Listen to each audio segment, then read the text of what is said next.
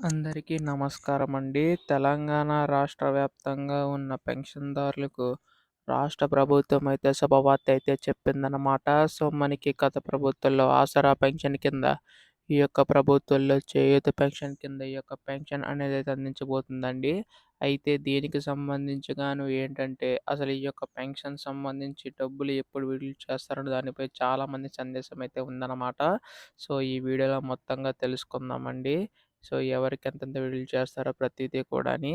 అయితే మనకి ఎన్నికల్లో అయితే హామీ అయితే ఇచ్చారు కదా! చేయూత పెన్షన్ కింద పెన్షన్ పెంచి ఇవ్వడం అయితే జరుగుతుందని చెప్పేసి.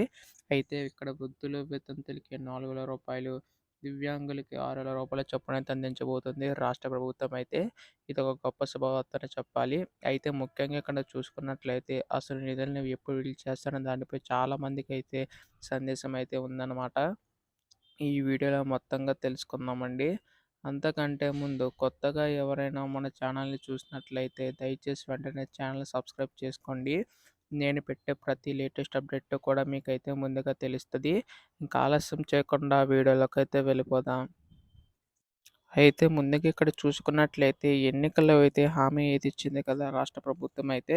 ఇక్కడ వృద్ధులు, వితంతులకి రూ. 4,000, దివ్యాంగులకి రూ. 6,000 చొప్పున అయితే అందించబోతుంది.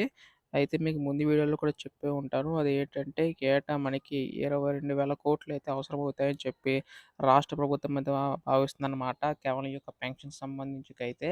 అయితే ఇక్కడ మనకు ముఖ్యంగా చూసుకున్నట్లయితే ఈసారి ఎవరైతే అర్హులు ఉంటారో కేవలం వారి యొక్క ఖాతాలో మాత్రమే డబ్బులనేవైతే జమ చేయాలని చెప్పి రాష్ట్ర ప్రభుత్వం భావిస్తున్నట్టు తెలుస్తుందండి. అయితే ఇక్కడ మనకు ముఖ్యంగా చూసుకున్నట్లయితే ఒక శుభవార్త కూడా చెప్పింది రాష్ట్ర ప్రభుత్వం అయితే. అది ఏంటంటే మీరు వేరే జిల్లాల నుంచి కూడా ఈ యొక్క పెన్షన్ తీసుకునే వెసులుబాటు కల్పిస్తున్నట్లు రాష్ట్ర ప్రభుత్వం తరపున అయితే జరిగిందనమాట. అయితే ఇక్కడ మనకి ఈ యొక్క పెన్షన్ సంబంధించి అసలు నిధులు ఎప్పుడు విడుదల చేస్తారో దానిపై చాలామంది సందేశం అయితే ఉంది కదా!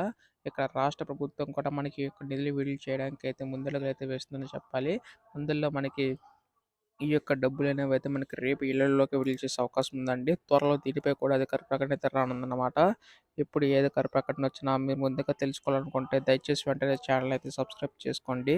ధన్యవాదములు. జై హింద్.